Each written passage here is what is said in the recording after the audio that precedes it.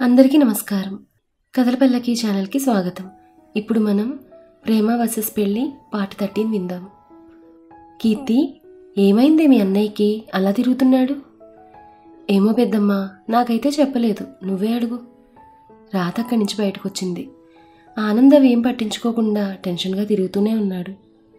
రే, ఏంట్రా అలా తిరుగుతున్నావు? ఏం జరిగింది?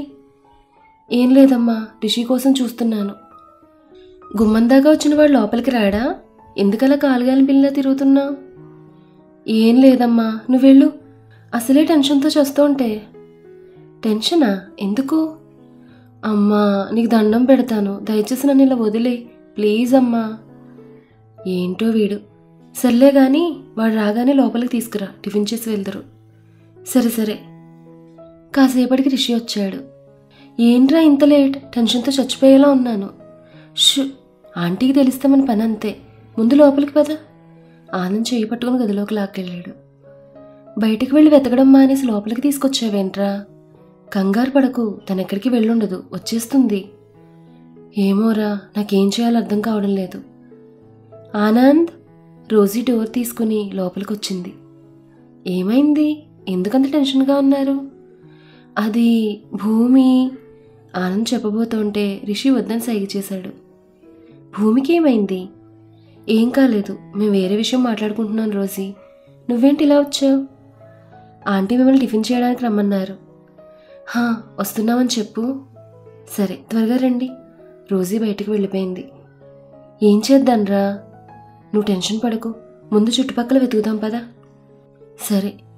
ఇద్దరూ బయటకు వచ్చేసరికి కీర్తి, రోజీ, రాధలకి టిఫిన్ వడ్డిస్తూ కనిపించింది భూమి. తను చూడగానే ఆనంద్కి సంతోషంతో పాటు కోపం కూడా వచ్చింది. కోపంగా దగ్గరికి వెళ్ళి చేయి పట్టుకుని తన వైపు తిప్పుకున్నాడు. భూమి ఆశ్చర్యంగా ఆనంద్ని చూస్తూ ఉండిపోయింది.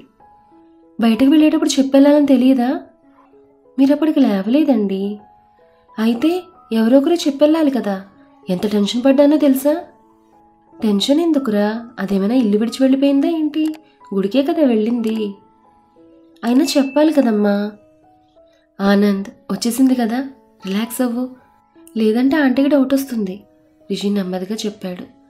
ఆనంద్ సైలెంట్ అవ్వడంతో రాధ ఇద్దరిని గమనించింది. అసలు ఏంట్రా మీ ప్రాబ్లం? ఏం లేదా ఆంటీ, ఆఫీసులో పనుంది, అందుకే కంగారు పడుతున్నాడు. అయితే టిఫిన్ చేసి బయలుదేరండి. అలాగే ఆంటీ. రారా. ఆనంద్ చేయి పట్టుకుని అక్కడే కూర్చోబెట్టాడు రిషి. భూమి టిఫిన్ వడ్డించి ఆనంద్ పక్కనే నిలబడింది. ఆనంద్ చుట్టూ చూసి భూమి నడుము మీద గిల్లాడు. భూమి అరవడంతో అందరూ తన వైపు చూశారు. ఏమైంది భూమి? ఏం లేదత్తయ్య, నాకు కిచెన్లో పనుంది, వెళ్తాను. నువ్వు వెళ్ళిపోతే ఇక్కడ ఎవరు వడ్డిస్తారు? మేము తిన్నాక వెళ్ళు. ఆనంద్ మాటలకు కోపంగా చూస్తూ రాధ పక్కకు వెళ్ళి నిలబడింది భూమి.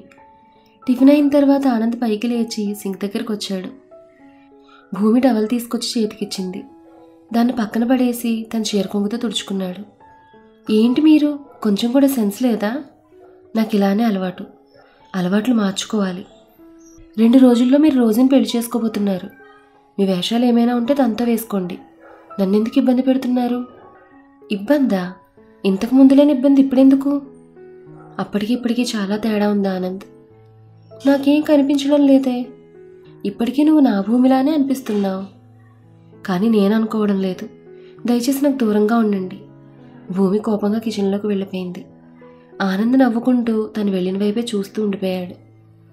దూరంగా ఉండాలా? ఛాన్సే లేదు. భూమిని వెతుక్కుంటూ కిచెన్లోకి వచ్చాడు ఆనంద్. తను కబోర్డ్ మీద డబ్బా తీయడానికి ప్రయత్నిస్తోంది. తనకు అందకపోవడంతో స్టూల్ కోసం వెతుకుతూ ఉండగా ఆనంద్ నవ్వుకుంటూ దగ్గరకొచ్చి తను ఎత్తుకున్నాడు. భూమి కోపంగా చూసింది చాలు, నువ్వు అది తీసుకుంటే కిందకి దించుతాను. భూమి డబ్బా అందుకోవడంతో కిందకి దించాడు ఆనంద్. తను పక్కకు తిరిగి తన పని తను చేసుకుంటూ ఉంది. కనీసం థ్యాంక్స్ కూడా చెప్పవా? ఆనంద్ వైపు కోపంగా చూస్తూ డోర్ వైపు చూపించింది భూమి. ఆనంద్ డోర్ వైపు చూసేసరికి రోజీ అక్కడే నిలబడింది. కోపంగా ఆనంద్ని చూస్తూ అక్కడి నుంచి వెళ్ళిపోయింది. చచ్చాను, ఇదెప్పుడొచ్చింది? మీరు నన్ను ఎత్తుకున్నప్పుడు. ముందే చెప్పొచ్చు కదా. చెప్పొచ్చు, కానీ నన్ను ముట్టుకోవద్దని నేను చెప్తే మీరు వినట్లేదు కదా. కనీసం తను చెప్తే అయినా వింటారేమో అని. అమ్మని, ఇలా బుక్ చేసావా నన్ను? ముందు వెళ్ళి కన్విన్స్ చేయండి, లేదంటే కోపం ఇంకా విరిగిపోతుంది. ఆనంద్ అక్కడి నుంచి రోజీ దగ్గరకు వచ్చాడు. రోజీ గదిలో కోపంగా అటు ఇటు తిరుగుతూ ఉంది. రోజీ, అసలేంటి ఆనంద్ నువ్వు చేస్తున్న పని? అంటే తనకు అందడం లేదు కదా అని హెల్ప్ చేశాను. నేను 2 రోజుల నుంచి చూస్తూనే ఉన్నాను, భూమి వెనకాలే తిరుగుతున్నావు. అసలు నీ మనసులో ఏముంది? రోజీ, ఇప్పటి వరకు తనతో కలుసున్నాను. మా ఇద్దరి మధ్య ఒక బాండింగ్ అనేది ఏర్పడింది. ఇంత సడన్గా తను నన్ను దూరం పెడితే ఎలా ఉంటుందో ఆలోచించు. అందుకని ఆనంద్ ఆలోచిస్తూ బయటకు వెళ్ళిపోయాడు. ఆనంద్! రోజీ పిలుస్తున్నా వినిపించుకోకుండా అక్కడి నుంచి వెళ్ళిపోయాడు. ఏం మాట్లాడుతున్నాడు? ఆనంద్, ఆఫీస్కి టైం అవుతోంది, వెళ్దామా? సరేరా, కారు నువ్వే రేచి. Okay come. ఇద్దరు కారులో ఆఫీస్కి బయలుదేరారు. ఆనంద్ ఆలోచిస్తూ కూర్చున్నాడు. రిషి తన్ని గమనించి ఏం మాట్లాడకుండానే ఉండిపోయాడు. మా ఇద్దరి మధ్య ఒక బాండింగ్ అనేది ఏర్పడింది. ఇంత సడన్గా తనను దూరం పెడితే ఎలా ఉంటుందో ఆలోచించు. రోజీతో అన్న మాటలు పదే పదే గుర్తొస్తున్నాయి తనకి. తన మీద కోపంతో నేను ఏం చేసినా నేను కట్టిన తాళికి విలువిచ్చి మౌనంగా భరించిందే కానీ ఏనాడు ఎదురు చెప్పలేదు. నాకే ఇలా అనిపిస్తుందంటే నేనే ప్రపంచంగా బ్రతికే భూమికి ఇంకెలా ఉంటుంది? అందుకేనా నాకు తను దూరంగా ఉండడానికి ప్రయత్నిస్తోంది? 4 రోజులే నాకు ఇంత కష్టంగా ఉంటే భూమికి జీవితాంతం ఇంకెంత కష్టంగా ఉంటుంది? నాకు దూరంగా ఒంటరిగా తను ఎలా బ్రతకగలదు? కారు బ్రేక్ పడడంతో ఆలోచన నుండి తేరుకున్నాడు ఆనంద్. కారు పార్క్ చేసి ఇద్దరు లోపలికొచ్చారు. రిషి వర్క్లో మునిగిపోయాడు. కానీ ఆనంద్కి వర్క్ మీద మనసు నిలవడం లేదు. ఆలోచనలతో పిచ్చెక్కేలా ఉంది. ఏంట్రా అలా ఉన్నావు? ఏం లేదు. 1 గంట భూమి కనిపించకపోతేనే అంతగా విలువిల్లాడిపోయావు. రేపు రోజీతో నీ పెళ్ళైన తర్వాత తను ఎప్పటికీ కనిపించదు. మరి అప్పుడేం చేస్తావు? ఆనంద్ మౌనంగా ఉండిపోయాడు. అన్నింటికీ మౌనం సమాధానం కాదు ఆనంద్. నువ్వు ఆ సంఘర్షణ దాటి బయటకు రాగలిగినప్పుడే నీ మనసుకి ఏం కావాలో నీకు తెలుస్తుంది. Excuse me sir, come in. Door తీసుకున్న వ్యక్తి లోపలికొచ్చాడు. సార్, మీరు అపాయింట్మెంట్ ఇచ్చారు. రిషి, నువ్వు చూసుకో. ఓకే, లెఫ్ట్ సైడ్ సెకండ్ రూమ్లో వెయిట్ చేయండి, 2 మినిట్స్లో వస్తాను. Okay sir. అతను అక్కడి నుంచి వెళ్ళిన తర్వాత మెయిల్ సెండ్ చేసి బయటకు వెళ్ళిపోయాడు రిషి. హాయ్ ఆనంద్, వచ్చేసావా? రోజీ ఆతృతగా దగ్గరకు వచ్చింది. భూమి ఎక్కడా? తను కిచెన్లో ఉన్నట్టుంది. అమ్మా, ఆంటీ బయటకు వెళ్ళారు. ఏమైంది ఆనంద్? నేను భూమితో మాట్లాడాలి, కాసేపు డిస్టర్బ్ చేయకు నన్ను. ఆనంద్ అక్కడి నుంచి భూమి దగ్గరకు వచ్చాడు. భూమి, ఒకసారి గదిలోకి రా. నాకు పనుందా ఆనంద్? తర్వాత చూసుకోవచ్చు. రోజీ ఇక్కడే ఉంది, ఎందుకు అనవసరంగా తను బాధ పెడతారు? ప్లీజ్ వెళ్ళండి. ఆనంద్ అసహనంగా చూస్తూ భూమిని ఎత్తుకుని గదిలోకి తీసుకెళ్లాడు. రోజీ ఆశ్చర్యంగా చూస్తూ ఉండిపోయింది. ఆనంద్, ఏంటి? వదలండి. ఆనంద్ తను కిందకి దించాడు. భూమి కోపంగా బయటకు రాబోతుంటే చేయి పట్టుకుని వెనక్కి లాగి డోర్ లాక్ చేసేశాడు. ఏం చేస్తున్నారు ఆనంద్? నన్ను వెళ్ళివ్వండి. మాట్లాడాలని చెప్పాను కదా, కానీ నేనేం మాట్లాడాలనుకోవడం లేదు ఆనంద్. భూమి ప్లీజ్, చెప్పేది విను. భూమి డోర్ దగ్గరికి వెళ్ళబోతుంటే చేయి పట్టుకుని దగ్గరికి లాక్కుని పెదవులపై ముద్దు పెట్టాడు ఆనంద్. కోపంగా దూరంగా తోసింది భూమి. భూమి, ఏం కావాలి మీకు? ఇంకా ఏం మిగిలిందని నా వెంట పడుతున్నారు? నా మీద కోపం ఇంకా తగ్గలేదా మీకు? నీ మీద కోపం ఎందుకుంటుంది భూమి? నువ్వు మాట వినట్లేదని కిస్ చేశాను, అంతే. రేపు మీరు పెళ్లి చేసుకోబోయే అమ్మాయిని బయట పెట్టుకుని నాతో మాట్లాడాల్సిన అవసరం లేదు. దయచేసి నన్ను వదిలేయండి. వదలలేను భూమి. నువ్వు నాకు దూరం అవుతావు అంటే నా మనసు ఒప్పుకోవడం లేదు. ఎందుకని? హో, మీరేం చేసినా నాలా భరించే పిచ్చే దూరం అయిపోతుందనా మీ బాధ? ఆనంద్కి ఏం మాట్లాడాలో అర్థం కాక తన్నే చూస్తూ ఉండిపోయాడు. నా ఇష్టానికి విలువ ఇవ్వకుండా నన్ను తాకినప్పుడు కూడా నేను మౌనంగా భరించాను. ఎందుకంటే తాళి కట్టిన భర్తగా మీకు హక్కు ఉంది కాబట్టి. మీరు రాసిన అగ్రిమెంట్ ప్రకారం రోజీ వచ్చిన తర్వాత మన మధ్య అంతా ముగిసిపోతుందని చెప్పారు. అలాగే ముగిసిపోయింది కూడా. మరి ఏ హక్కుతో నన్ను మీతో ఉండమంటారు? అంటే నా నుండి దూరంగా వెళ్ళాలని నిర్ణయించుకున్నావా? నిర్ణయించింది మీరు, నేను కేవలం పాటిస్తున్నాను, అంతే. ఇప్పుడు నేనే వద్దంటున్నాను కదా. మీ ఇష్టం వచ్చినప్పుడు దగ్గరకు వస్తారు, ఇష్టం లేకపోతే టిష్యూ పేపర్లో అవతలకు విసిరేస్తారు. ఇదేగా మీ లైఫ్లో నాకున్న స్థానం. ఎవరో చెప్పిన మాటలు నమ్మి నా జీవితాన్ని నాకు కాకుండా చేశారు. ఇక నుంచైనా నా లైఫ్ నన్ను బ్రతకనివ్వండి.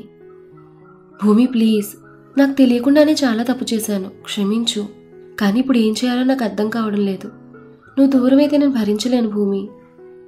మరి రోజీ సంగతి ఏంటి? మీరు ఇంత చేసింది తన కోసమే కదా. మరి ఇప్పుడు తనకి ఏం సమాధానం చెప్తారు? ఆనంద్ మౌనంగా ఉండిపోయాడు. చెప్పలేరు, ఎందుకంటే తను బాధపడ్డం మీరు చూడలేరు కాబట్టి. అంతగా ప్రేమించే మనిషి మీకు దక్కినప్పుడు నా గురించి ఎందుకు ఆలోచిస్తున్నారు ఆనంద్? మీరు కేవలం మీ శారీరక అవసరాలకు మాత్రమే నాకు భార్య స్థానాన్ని ఇచ్చారు, కానీ మనస్ఫూర్తిగా కాదని నాకు తెలుసు. అయినా కూడా ఏదో ఒక రోజు మీకు నా మీద ప్రేమ కలుగుతుందన్న పిచ్చాసతో మీతో జీవితాన్ని పంచుకున్నాను. కానీ అది ఎప్పటికీ జరగదని నాకు ఇప్పుడు బాగా అర్థమైంది. మళ్ళీ మళ్ళీ నన్ను ముట్టుకుని నా మీద నాకే అసహ్యం కలిగేలా చేయకండి. దయచేసి నన్ను ఇలా బ్రతకనివ్వండి. భూమి ఏడుస్తూ డోర్ తీసుకుని అక్కడి నుంచి వెళ్ళిపోయింది. ఆనంద్ తల పట్టుకుని కూర్చున్నాడు. ఆనంద్, హా చెప్పు రోజీ. రేపే మన పెళ్ళి, గుర్తుంది కదా? రోజీ, కొన్ని రోజులు ఆగితే. నాకంత టైం లేదు ఆనంద్, అండ్ నీ మీద నమ్మకం కూడా లేదు. అంటే నువ్వు భూమి గురించి పడే తపన ఆరాటం చూస్తుంటే నాకు నీ మీద నమ్మకం పోతోంది. ఆ మాటలకు ఆనంద్ మౌనంగా ఉండిపోయాడు. మౌనంగా ఉండొద్దు ఆనంద్. ఆ మౌనంలో ఒక నిజం నలిగిపోతోంది. ఆ నిజమేంటో తెలుసా? భూమి. ఆనంద్ రోజీ వైపు చూశాడు. నీకు తెలియడం లేదా ఆనంద్, కానీ నువ్వు తనకి ఎంతగా అడిక్ట్ అయ్యావో నాకు తెలుస్తోంది. ఆఫీస్ నుంచి ఇంటికి రాగానే భూమి కోసం వెతుకుతావు. తను కనిపించకపోతే కంగారు పడతావు. తన మాట కోసం, స్పర్శ కోసం ఎంత పరితపిస్తున్నావో నేను చూస్తేనే అర్థమవుతోంది. రోజీ, నిన్నేం తప్పుపట్టడం లేదా ఆనంద్.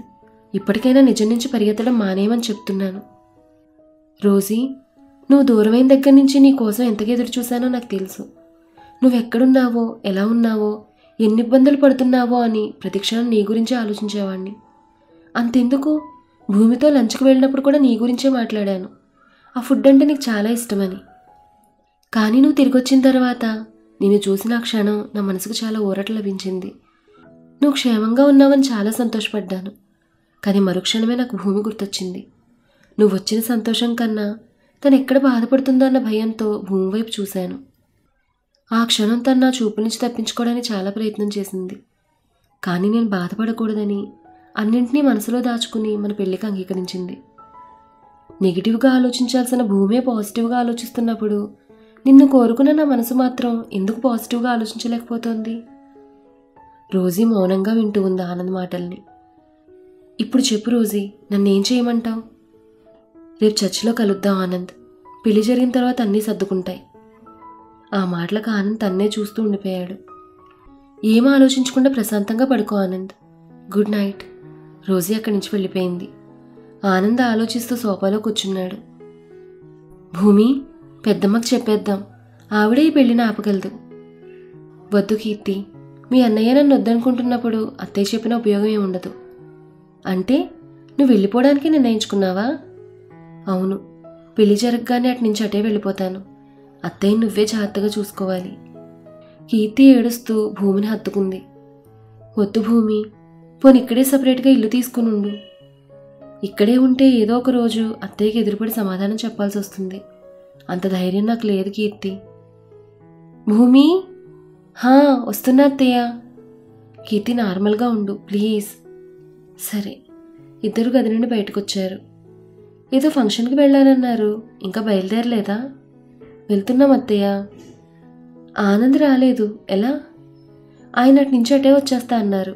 నా కారుందిగా, ఇద్దరం అందులో వెళ్తాం. సరే, జాగ్రత్తగా వెళ్ళిరండి. అలాగే అత్తయ్య. భూమి ముందుకు వెళ్ళబోతూ ఆగిపోయింది. రాధను చూస్తూ తను హత్తుకుంది. తెలియకుండానే భూమి కళ్ళలో నీళ్లు తిరిగాయి. ఏమైందమ్మా? ఏం లేదత్తయ్య, చిన్నప్పటి నుంచి అమ్మ కంటే ఎక్కువగా నన్ను చూసుకున్నారు. నా వల్ల ఏదైనా పొరపాటు జరుగుంటే నన్ను క్షమించండి. ఏదైనా కలగన్నావా అలా మాట్లాడుతున్నావు? కాదత్తయ్య, ఎందుకో చెప్పాలనిపించింది. నేను నిన్ను అమ్మలా చూసుకున్నానో లేదో తెలియదు, కానీ నువ్వు మాత్రం నన్ను అమ్మలానే చూసుకున్నావు. థ్యాంక్స్ అత్తయ్య. వెళ్తాను. వెళ్తానేంటి, వెళ్ళొస్తాను అనాలి. అలాగే అత్తయ్య. కీర్తిని తీసుకుని బయటకు వెళ్ళిపోయింది భూమి. కాసేపటికి చర్చి దగ్గరే చేరుకున్నారు. రిషి బయట నిలబడి ఫోన్ మాట్లాడుతూ ఉన్నాడు.